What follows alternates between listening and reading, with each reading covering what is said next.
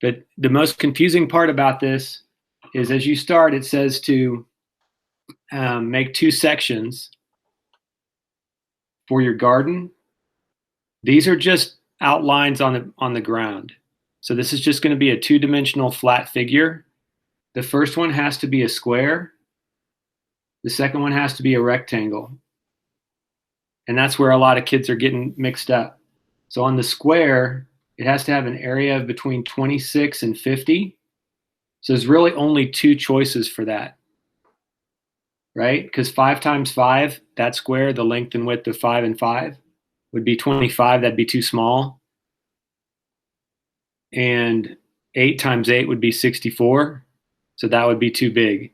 So your only 2 choices for a length or a width are going to be 6 or 7.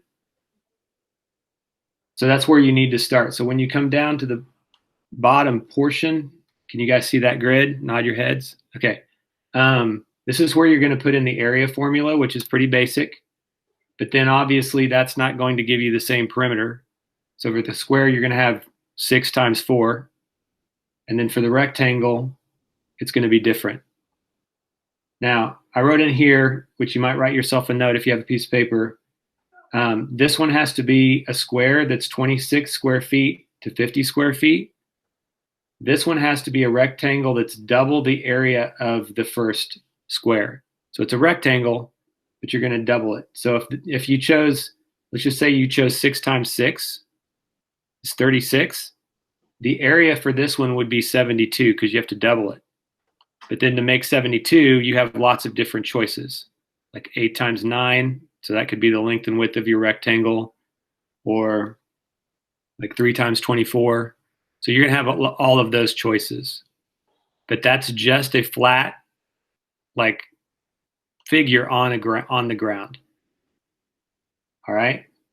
So that's the first part, is just figuring out what size you want to make it. On this second sheet is where somebody just drew a box. So can you guys see my box there? So you can just do that. Each of these can be a square foot. And then you'll just do the square and then the rectangle somewhere else. Make sense? All right. So this is where Kayla got a little confused. And I did too, honestly, when I first read it. It says that you're going to build a planter box. That's not anything different than what you just did. It's just that now you're making it 3-dimensional. So it's going to have a height of 20 inches. Can you guys see that 20 inches? Right there.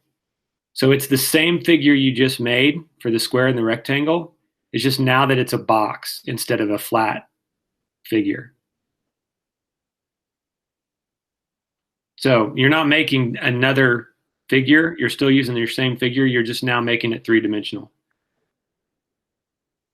So that was the main thing. When you get to this, you have to basically go to Home Depot and buy some boards to make the actual box. The boards are only 10 inches tall, so that's another thing that's a little confusing.